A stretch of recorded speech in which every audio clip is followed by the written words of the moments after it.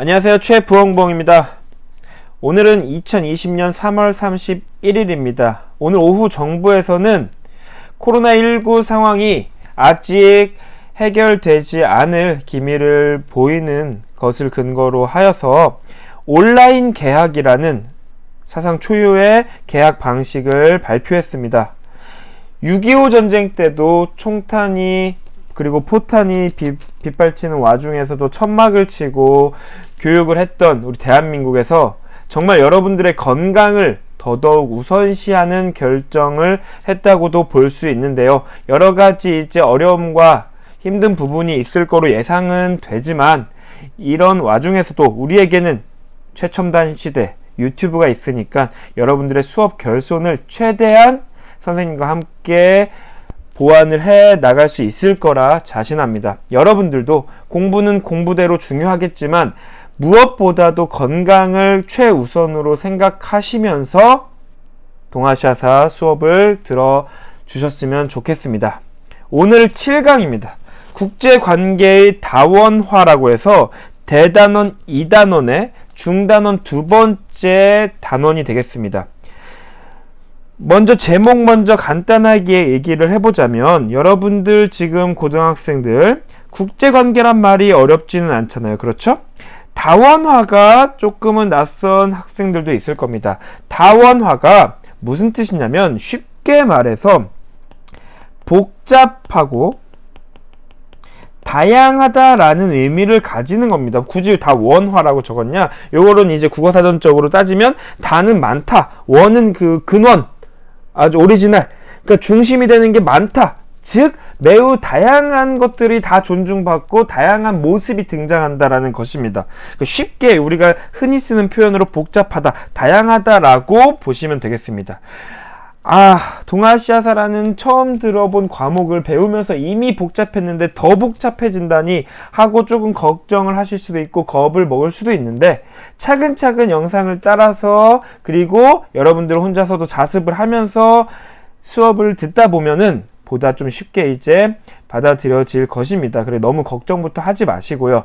충분히 우리가 한국사 그리고 예전의 세계사 그리고 동아시아사 교육과정이 바뀌기 전에 보다 훨씬 더 간략하고 국가와 국가 간의 관계사를 중심으로 이야기가 서술될 테니까 그런 거에 초점을 좀 맞춰서 잘 따라오셨으면 좋겠고 이 영상에서는 몇 번 거듭해서 말씀드리지만 보다 중요한 포인트 그리고 최대한 스토리에 맞춰가지고 이야기를 빠르게 전달을 해드릴 테니까 그런 거에 초점을 맞춰서 예습 복습 참고를 하셨으면 좋겠습니다.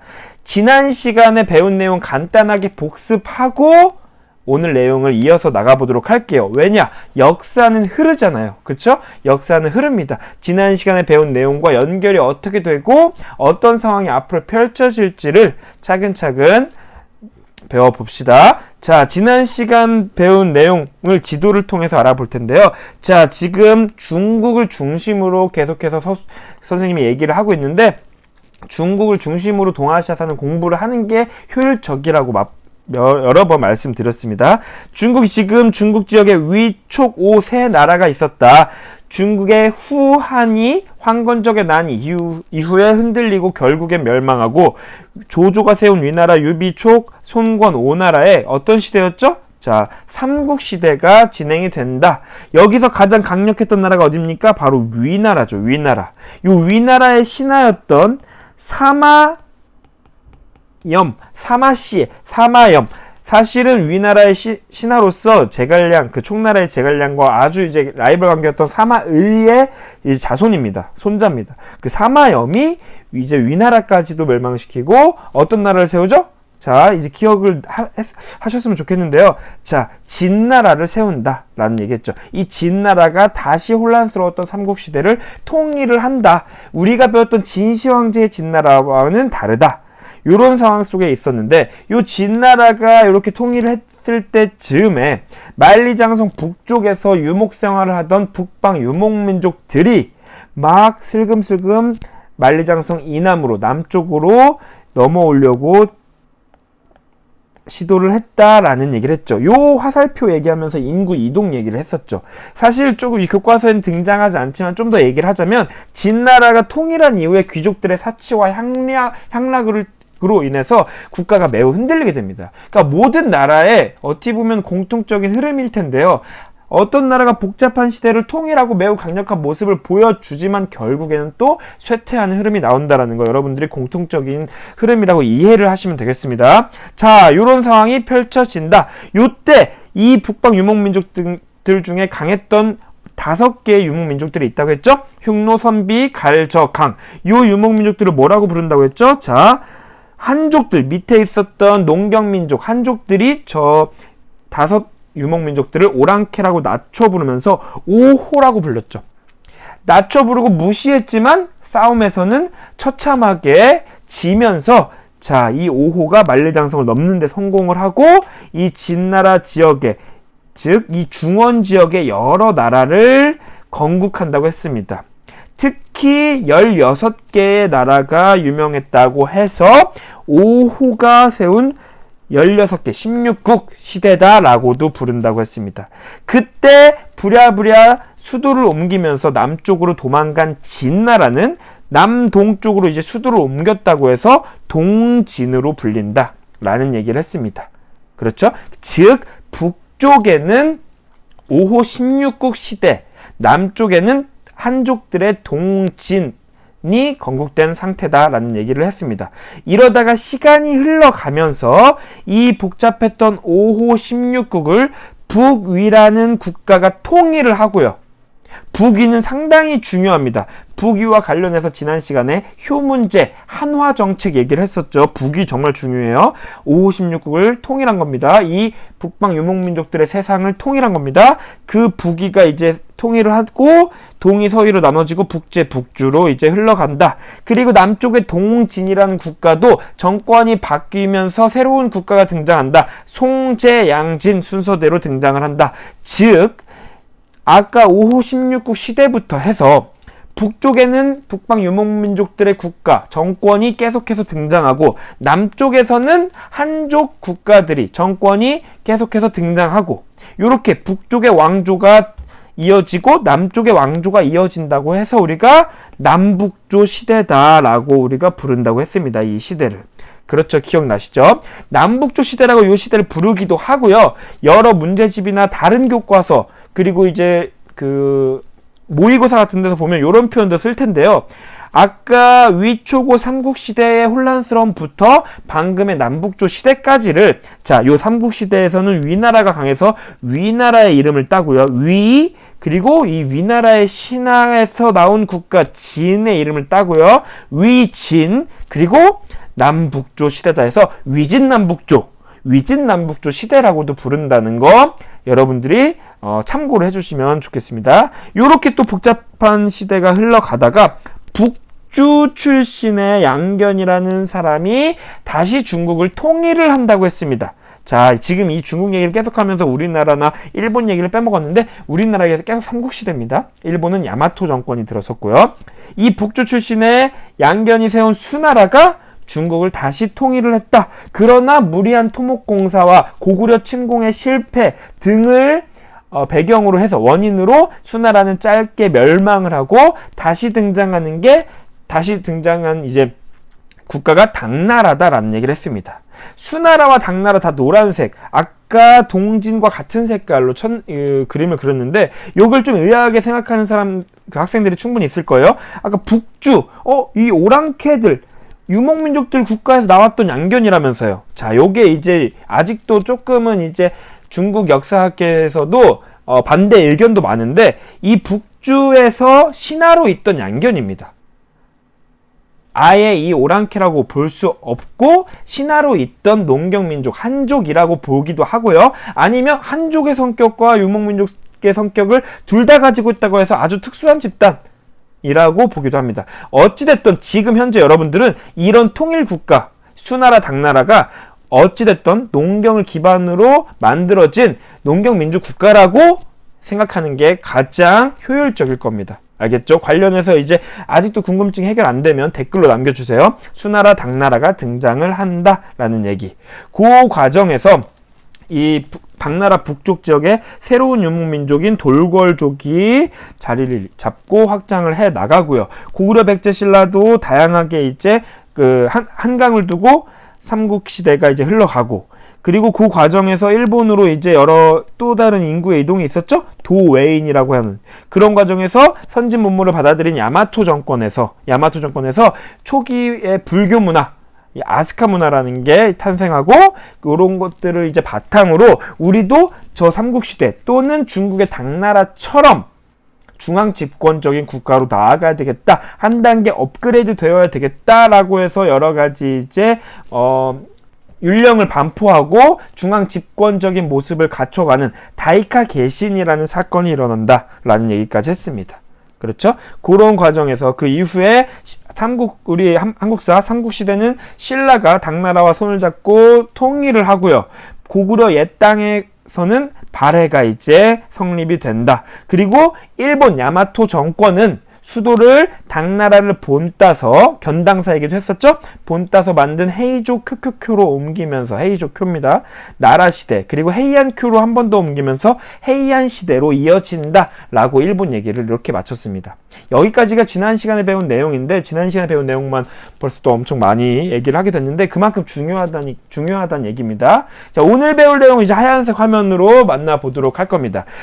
아까 국제관계의 다원화라고 단원의 이름을 안내를 해드렸는데, 그 다원화를 보여주는, 게다가 동아시아의 아주 상징적인 국제관계의 모습이 바로 여기 써있는 조공과 책봉입니다. 한국사를 공부하다 보면 들어보신 친구들도 있을 텐데요. 차근차근 그 개념부터 차근차근, 그리고 이게 동아시아적으로 국제관계로서 어떤 모습으로 표현이 됐는지를 차근차근 알아보도록 하겠습니다. 자, 가보도록 할게요. 조공과 책봉 관계입니다. 관계. 자, 관계라고 하는 것은 최소 둘 이상의 대상에서 해당되는 얘기겠죠? 이제 우리는 이제 동아시아사 역사를 보면서 국가로 이제 그 대상을 한정 지어 보겠습니다. 둘 이상 국가에서 이제 있는 상황을 보여주는 겁니다. 자, 가장 단적인 예를 보여줄게요. 가장 단적인 예를. 자, 아이고, 동그라미를 너무 크게 그렸어요. 자, 동아시아에, 자, 국가가 이렇게, 국가를 이렇게 동그라미로 칠 건데, 가장 대표적인 조공과 책봉의 시작 단계를 우리가 볼 수 있는 한나라를 예를 들겠습니다. 한나라, 한고조 유방이 건국한 한나라를 말하는 겁니다. 자, 한나라가 있습니다. 한나라 같은 경우 아주 이제 진나라 이후에 새로운 통일국가로서 우리가 한무제 기억하죠? 강한 모습으로 여러분들이 기억을 하실 텐데, 선생님이 분명히 언급했습니다. 한나라 초반에 한고조 유방 같은 경우는 흉노와 전쟁하다가 사로잡힐 뻔하기도 하는 평성의 치욕 같은 백등산 전투, 그런 일도 있을 정도로, 그러면서 이제 한나라의 그 여러 진귀한 물건을 흉노에게 바치면서 좀 우호 관계를 다졌다, 이런 좀 비참한 모습도 있었다고 했었는데요. 그런 걸 통해서 국제 관계가 상당히 중요하다는 걸 느끼고, 한무제 때 나라가 좀 더 강력해지면서 이 강력한 힘을 바탕으로 주변 국가들과의 관계를 딱 형식적으로 만들어 가는 겁니다. 자, 이 한나라를 지금 예를 들면서 얘기하는 거고, 이걸 이해하시면 다른 데 국가들 간의 관계에서도 조공 책봉 관계를 적용을 시킬 수 있을 겁니다. 한무제 이후에 이 중국의 전통적인 유교 통치 이념과 유교 통치 이념, 유교 통치 이념에서 대표적으로 덕이 있는 사람이 국가를 다스리고 이 세상을 다스린다, 천자가 된다, 황제가 될 수 있다, 이런 이념과, 또 화이관이라고, 요거 말이 좀 어려우실 수 있는데요. 화이관. 자, 이 세상은 이분법적으로 이제 보는 겁니다. 중화, 중심에 있는 우리들 중화, 또는 나머지는 다 오랑캐 이자, 오랑캐라고 보는 겁니다. 그러니까 우리 한나라가 중심이고 나머지는 다 오랑캐다. 이런 이념들을 바탕으로 해서 형성된 게 바로 조공 책봉 관계입니다. 좀만 더 계속해서 얘기할게요. 한나라의 황제가 있습니다. 자, 한나라의 황제. 그리고 주변국을 또 다스리는 왕이 있을 수 있겠죠?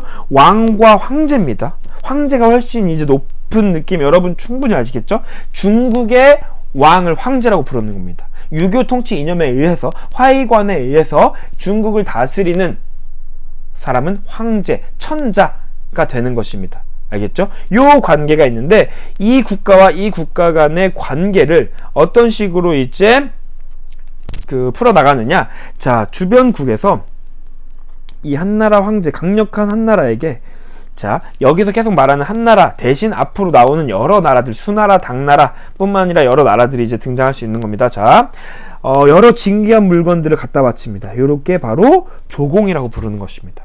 조공품을 갖다 바친다. 세금, 돈이 될 수도 있겠고요. 아주 진귀한 물건 또는 어떤 사람들이 될 수도 있겠고요. 이걸 왜 바치느냐? 강력한 한나라 님들, 우리 동네에서만 잘 지낼 테니까 뭐 침략하거나 그러지 말아주세요. 또 나아가서 그 한나라가 아주 강력한 나라로서 여러 가지 선진 문화를 가지고 있는데 그거 좀 전달 좀 해주세요. 요런 걸 요청하는 의미에서 조공을 바치는 겁니다.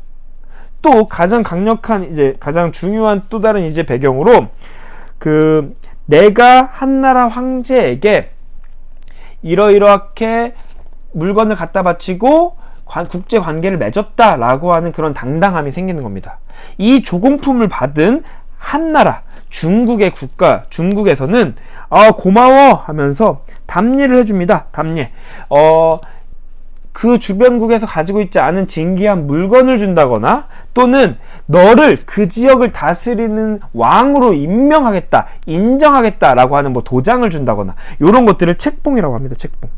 한자로 봉한다, 무슨 관직에 봉한다라는 의미가 있는데 요것을 책봉이라고 하는 겁니다. 이렇게 한나라, 중국의 중심 되는 국가에게 인정을 받은 주변국 왕 입장에서 어떻겠어요? 자, 아주 그 지역을 다스릴 수 있는, 나는 중국으로부터 인정받은 왕이야 라고 하는 통치의 정당성이 확보되는 거죠. 당당하다는 말입니다. 그렇죠? 자, 그리고 한나라 황제 입장에서는 주변 국가들이 우리를 떠받드는구나, 조공을 갖다 바치는구나 하는 대국의 권위, 이런 권위가 중요한 거죠. 그리고 아주 주변을 그냥 안정적으로, 주변 국가들과 사이가 안 좋으면, 아무리 작은 나라라고 해도 트러블이 생기면 귀찮은 일이 막 생길 텐데, 안정적으로 이제 관계를 이어나간다면 아주 우리 이 국내적인 문제에만 집중할 수 있겠죠. 요런 것들을 여러 가지가 맞물려서 이루어진 게 바로 조공 책봉 관계인 겁니다. 우리 삼국시대 한국사에 등장하는 대부분의 국가들은 중국에 있는 국가와 조공 책봉 관계를 맺었습니다. 당연히 주변국 왕으로서요. 기분 나쁘십니까? 자, 우리 한국사. 여러분들이 여기서 이제 오해를 하지 말아야 될 게, 요게 조공이라는 표현이 조금 이제 너무 우리를 낮추는 의미가 아닌가라고 여길 수도 있겠지만, 여러분들 교과서에 분명히 이렇게 적혀 있을 겁니다. 이것은 매우 실리를 따지는 거였다. 실제 이득. 우리가 조공을 이렇게 갖다 바치면 대국의 권위를 보여줘야 되니까 답례품으로 중국에서 더 많은 걸 주기도 했습니다. 그리고 선진 문화를 주면서 그걸 받는 우리 입장에서는 더더욱 나라를 발전시킬 수 있는 계기로 삼았고요. 그리고 우리는 중국 지역이 혼란스러울 경우에는 좀 이따 말하겠지만 여기저기에 조공을 갖다 바치면서 그 틈을 오히려 이간질시키기도 하고 우리 스스로 강해질 수 있는 기회로 삼기도 하고요. 즉 아주 실제적인 이득을 추구하는 관계였다. 실리적이라는 표현이 등장하고요. 또 하나 이런 것들이 국가와 국가 간의 이제 형식적인 관계로서 굳어지면서 국제 관계로서의 아주 대표적인 동아시아의 외교 형식이 된다는 말입니다. 이런 표현들 교과서에 등장하길래 적어주는 겁니다. 그리고 이렇게 국가 대 국가 1대1 뿐만 아니라 나라가 이제 국가가 복잡해지면서 우리도 이미 다 봤잖아요. 위진남북주 시대도 복잡했고 여전히 엄청 복잡한 시기가 앞으로도 이제 반복될 텐데 그 반복되는 와중에 국가가 자기들의 이익을 추구하면서 매우 다양한 다원적인 형태로 조공책봉 관계를 맺어간다라는 겁니다. 이 부분은 이제 여러분들 조공책봉이라는 의미를 이해를 하고 이 관계는 뭐 암기 외우는 게 아니라 그리고 똑똑하게 우리 서로 이제 자기들에게 이득이 되는 관계를 맺어갔구나. 이게 바로 외교구나 라는 것을 이해를 하는 게 더 중요할 것 같습니다. 자, 이런 이 조공책봉의 실제 예를 조금 더 구체적으로 알아볼 텐데요. 자, 지금 중국은 남북조 시대고요. 우린 삼국시대입니다.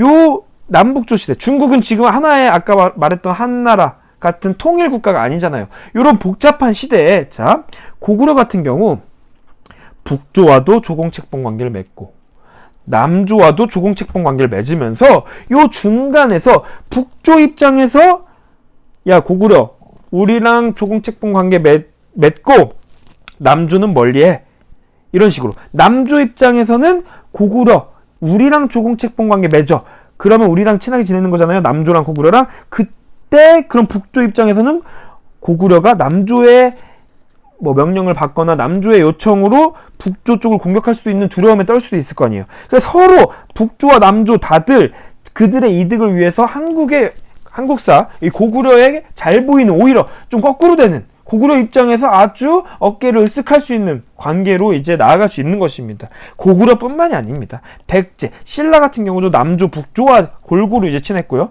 백제 같은 경우는 남조랑 좀 더 친했지만 북조와도 연결할 수 있고, 그러니까 이 양쪽에 다 친한 요 화살표가 어디든 다 통했다는 말입니다. 요게 바로 우리 한국사를 배우는 우리 친구들이 이 조공책봉 관계를 그렇게 기분 나빠하지 않아도 된다는 것을 보여주는 예시입니다. 알겠죠?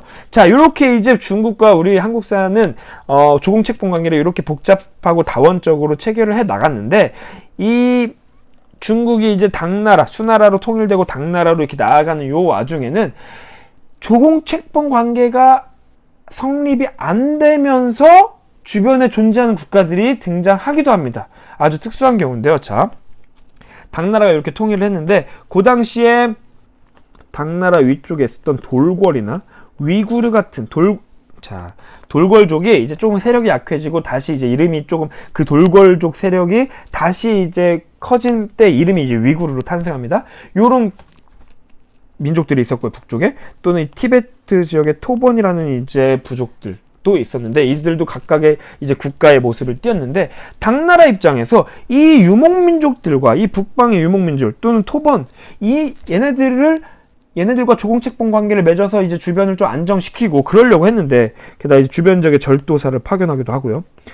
그랬는데 얘네 유목민족들이 말을 안 듣는 것입니다. 왜냐? 실제로 싸우면 우리가 이길 것 같거든. 이 돌궐 위구르 입장에서. 토번도 마찬가지예요. 우리가 여태 봐왔잖아요. 북방 유목민족들은 싸움을 잘합니다.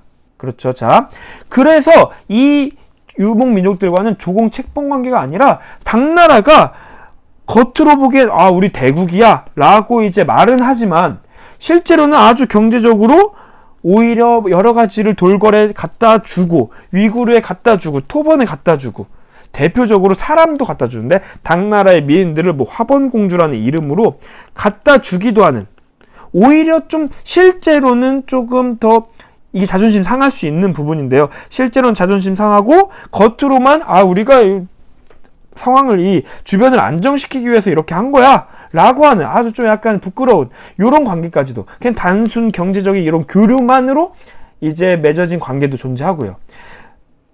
여전히 우리 한국사와는 자, 뭐 하트를 칠게요. 하트 같이 갔네. 자, 이렇게 발해와 신라와도 조공책봉 관계를 이렇게 체결하기도 하고요. 이런 복잡한 관계가 당나라 때 이제 보여지기도 한다는 말입니다. 그리고 이제 일본의 헤이안 시대, 일본은 이제 야마토 정권 때 당나라로 이제 사신을 파견해서 많은 걸 배웠는데 당나라의 힘이 점점 약해지는 이제 시기로 오면서 단순히 이제 경제적인 교류만 하는 그리고 견당사 파견도 이제 중지하는 일까지 벌어지게 됩니다. 헤이안 시대 견당사 중지. 자, 요렇게 지금 빨간색, 파란색 이렇게 표현을 했는데 즉 조공책봉 관계가 항상 존재했다는 것은 아니다.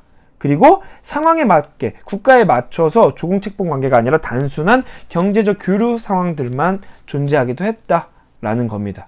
이런 상황들이 이게 우리가 배운 아까 말한 다원적인 상황을 표현해주는 얘기입니다. 자, 무슨 말인지 알겠죠? 요렇게 이제 당나라 그리고 우리의 남북국 시대가 이어지는 거고요. 요 복잡했던 요 다원적인 요 국제 관계는 시대가 흘러가고 당나라가 점점 쇠퇴하면서 더더욱 복잡해집니다. 여러분들이 요 시기는 선생님이 정말 숫자를 기억하라고 말하는 거 정말 싫어하는데 요 시기는 좀 알아뒀으면 좋겠어요. 이 10세기. 자, 이 10세기만큼은 아주 큰 동아시아의 변화가 찾아오는 시기라 여러분들이 좀 알아두셨으면 좋겠는데요.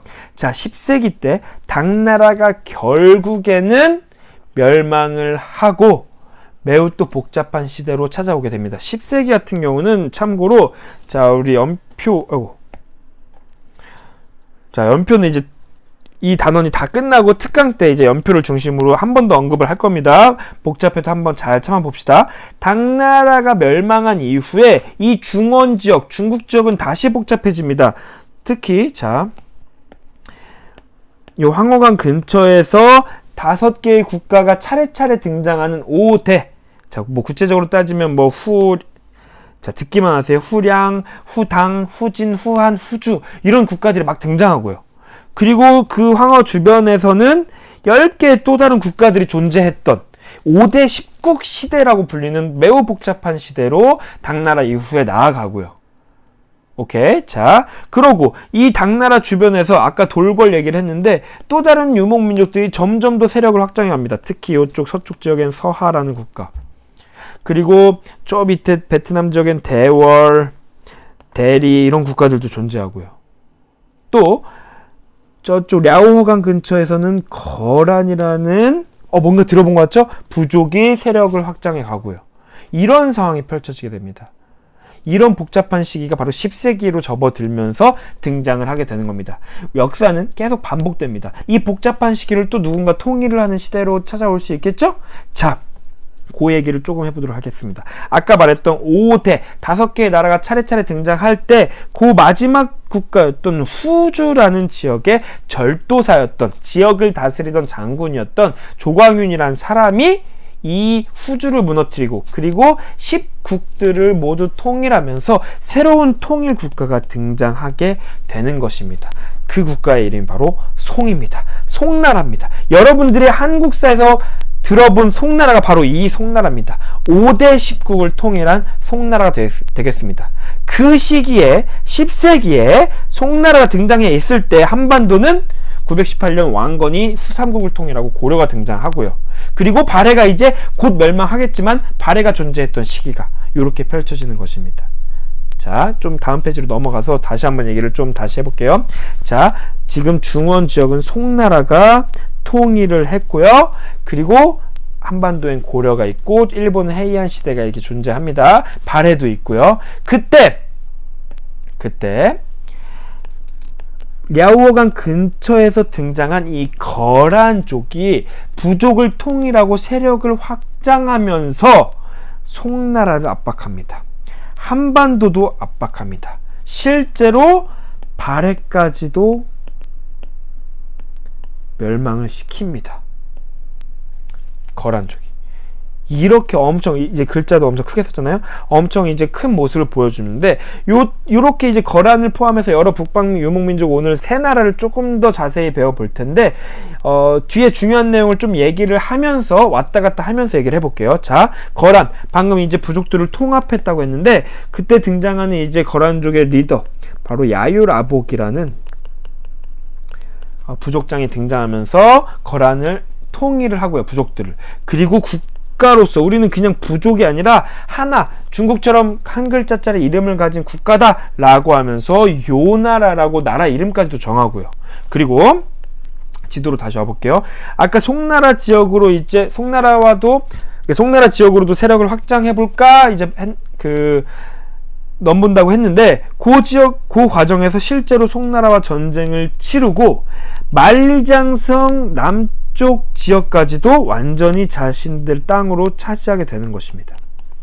이게 엄청 이제 많은 의미를 가지고 송나라가 참 약해진 의미를 보여주는 건데 이 지역의 의미를 그래서 우리가 지도를 통해서도 기억을 하면 좋습니다. 연운 16주라고 하는 지역인데 이 지역을 거란족, 요나라가 송나라를 공격한 이후에 차지하게 되는 것입니다. 연운 16주. 거란족과 관련돼서 아주 키워드로 중요한 의미가 되겠습니다. 자, 차지를 이렇게 하고요. 그리고 방금도 말했지만 송나라와 대결 구도 속에서 아주 우위에 있게 되면서 전연의 맹약이라고 하는 송나라와의 약속을 이제 의미하는 건데, 야, 우리 더 니네 공격하면 니네 완전 망해. 그만 쳐들어갈까? 우리가 쳐들어가기 전에 니네 항복하고 우리가 요구하는 거 매년 세패 받다 바쳐. 세패라는 것을 갖다 바칩니다. 세패. 매년 이제 화폐 또는 폐물을 이제 말하는 건데, 패라는 게 세금 같은 거예요. 곡물 같은 거예요. 이런 걸 갖다 바치는 관계가 됩니다. 송나라 입장에서는 통일까지 했는데 엄청 비참하겠죠? 왜 이렇게 송나라가 갑자기 이렇게 약해진 거냐? 통일까지 했는데 아주 송나라의 국가 정책이 큰 영향을 끼치는데요. 송나라는 통일하자마자 문치주의라고 하는 국가 정책을 밀고 갑니다. 이게 뭐냐? 문으로서 나라를 다스리겠다는 것입니다. 여기서 말하는 문이라는 것은 글입니다. 글. 문관, 글을 쓰는 거. 반대말은 무입니다. 무신들, 문신들. 내가 당나라 때 만들어진 그 절도사 출신이어서 아는데 주변 장군들이 힘이 너무 세면 나라가 혼란스러워진 것 같아. 그런 걸 지켜보니까 우리 송나라는 통일 이제 했으니까 장군들 힘 쫙 빼고 아주 글로써 나라를 다스리겠다. 그러니까 당연히 자연스럽게 장군들 대우가 약해지고 그러면서 국방력이 매우 약화되겠죠. 그러니까 주변 유목민족들이 막 맘대로 넘보게 되는 것입니다. 그러면서 거란에게 아주 비참한 이런 이제 상황까지도 맞이하게 되고요. 그런 걸 이제 개선하고자 왕안석이라는 사람이 등장해서 개혁을 펼치기도 하나, 자, 이걸 신법이라고 부르는데요. 결국 실패하고 송나라는 이렇게 주변 유목민족들에게 통일 국가로서 이름만 있을 뿐이지 아주 맨날 공격당하는 입장이 되는 것입니다. 알겠죠? 자, 그리고 여기서 끝이 아니라 11세기에는 서하로부터도 공격을 당합니다. 서하도 거란과 마찬가지로 송나라가 세패를 갖다 바치게 됩니다. 서하도 아주 이제 조금 더 우리가 기억을 해줄 게 있는데요. 서하 같은 경우는 국가의 이름이고 탕구트족입니다. 탕구트족. 자, 물론 서하도 이제 통일한 사람이 있는데 이원호라고 교과서에서 그렇게 중요하게 다뤄지지 않습니다. 탕구트족이고 위치를 보면 중국의 서쪽, 북쪽이죠. 서북쪽. 기억을 하실런지 모르겠지만 한나라 장건 이후에 개척된 비단길 지역입니다. 여기가 비단길을 장악하면서 국가가 아주 부유해졌고요. 거란과 마찬가지로 방금 얘기했듯이 송나라와 대립적인 관계, 거기서 우위를 점했다라는 것도 알아두시면 좋겠습니다. 무슨 말인지 알겠죠? 이렇게 송나라는 정말 동네 북처럼 이름만 대국이지 이렇게 동네 북처럼 남아있는 상황이고, 요때 요렇게 거란이 중국 내륙 지역까지 넘보는 그 시점에 12세기가 되는 그 시점에 거란족과 고려 사이에서 발해라는 국가에서 피지배 계층으로 있던, 발해가 멸망하면서 조금 숨통이 트였던 여진족이 조금씩 성장을 하게 되는 것입니다. 여진족 또한 부족을 통일을 하고요. 아구다라는 사람이 부족을 통일을 하기도 하고요. 점점 더 세력을 확장해서 나라 이름을 금나라라고 한 글자로 짓기도 하고요. 우리도 고려 그리고 송나라 쪽으로 세력을 확장해볼까? 요렇게 생각할 때쯤에 송나라가 기회를 놓치지 않고 여진족에 연락을 합니다. 송나라와 여진족이 연결됩니다. 그러면서 우리 송나라 입장에서는 지금 거란이 더 짜증나는 상황이니까 여진은 저 멀리 있으니까 여진족한테 거란 공격하라고 하고, 우리 송나라도 공격을 해야 되겠다. 거란족을 양방향에서 공격하면 거란족은 이제 물러나겠지? 라고 이제 여진과 송나라가 힘을 합쳐서 자 VS의 이제 상대적으로 위드라고 할까요? 송나라와 여진족이 손을 잡고 거란족, 요 나라를 양쪽에서 공격해서 실제로 멸망을 시키는 겁니다. 그 강력했던 거란족이 사라지게 됩니다. 지울게요. 거란족 빠이빠이 사라지게 됩니다. 즉 여진족의 세력이 점점 더 확장되는 그런 모습을 가지게 되는 것입니다. 나라 이름 금나라라고 했죠. 자, 송나라 입장에서 여진족 고맙겠죠? 금나라 고맙겠죠? 고마워. 이제 물러나 니네 고향으로 했는데 금나라가 딴 생각을 품는 겁니다. 여기 지역까지 와보니까, 옛 거란족이 다스리던 지역까지 와보니까 중국 매우 탐나는데 게다가 송나라 엄청 약하네. 우리가 안 도와줬으면 거란족한테 계속 핍박받았겠네 라고 하면서 금나라가 안 돌아갑니다. 즉 배신을 하는 거죠. 자, 계속 왔다 갔다 하고 있죠. 금나라와 이제 송나라가 즉 금나라가 송나라를 배신하고 송나라를 공격하는 사건까지 벌어집니다. 정강의 변이라는 사건인데 송나라는 계속해서 약하는 겁니다. 송나라의 이제 황제도 이제 납치해가고 그런 상황까지도 펼쳐지게 되고 송나라 지역을 대부분 이제 금나라가 차지하게 되는 상황까지 오게 되는 것입니다. 자, 요렇게 이제 여진족 얘기도 했었는데 이렇게 되면 송나라는 어떻게 돼요? 자, 한족들, 농경민족들은 북방 유목민족들이 쳐들어올 때마다 같은 이제 모습을 보여주는데 도망갑니다. 남쪽으로 도망가서 남송이 되는 것입니다. 남송. 요 얘기도 나중에 한 번 더 모아서 해볼게요. 자, 이렇게 북방 유목민족들을 세 민족들은 했는데 공통적으로 각각 다 고유 문자를 썼다는 것도 이제 공통적이고요. 또 다른 또 특징으로 중국 내륙 지역까지 진출을 했었잖아요. 그러니까 자신들은 유목민족인데 그 지역에 살고 있던 농경민족들을 다스리는데 좀 어려움이 있었기 때문에 그들과 그 유목민족들과 농경민족들을 이원적으로 나눠가지고 다스렸던 제도가 이제 특징입니다. 그 시험에도 정말 자주 등장합니다. 자, 거란 같은 경우는 자신들, 즉 유목민족들은 북면관제라고 하고 그 농경민족들은 남면관제라고 해서 이렇게 이제 통치 방식을 나눠서 다스렸고요. 그리고 여기 여진족도 자신들 유목민족들은 맹한 모극제라고 하는 단위로 나눠가지고 지역을 다스렸고 사람들을 다스렸고 그 한족들, 농경민족들은 주현제로 다스렸다. 요런 특징까지도 갖고 있습니다. 자, 요렇게 해서 아주 복잡했던 이 시기가 깔끔하게 선생님 교과서 지도로 표현을 해줄게요. 지금 송나라는 남송이 됐고 금나라가 엄청 커졌다. 거란은 없어졌다. 요 상황이 요렇게 지도로 나와 있는 겁니다. 자, 만리장성이 요렇게 있는 겁니다. 금나라가 만리장성 이 남쪽까지 매우 넓은 지역을 차지했죠. 송나라는 남쪽으로 쫓겨나서 남송이 되는 것입니다. 그때 우리나라는 고려시대, 일본은 해이안시대, 이렇게 서하도 존재하고요. 요런 시기가 차츰차츰 다음 시간에 얘기하겠지만 또 다른 세상으로 바뀌어가는데 그때 등장하는 게 저쪽 북쪽 지역에서 슬금슬금 세력을 확장하고 있던 말 타고 조금씩 아시아 쪽으로 다가오고 있던 다가닥다가닥 타고 있던 바로 몽골족입니다. 이 상황은 다음 시간에 얘기를 좀 해보도록 하겠습니다. 자, 오늘 참 복잡한 내용을 배웠는데 다음 시간에 복습까지 해서 얘기를 좀 해보도록 하겠습니다. 오늘 영상은 여기서 마치도록 하겠습니다. 들어주셔서 감사합니다.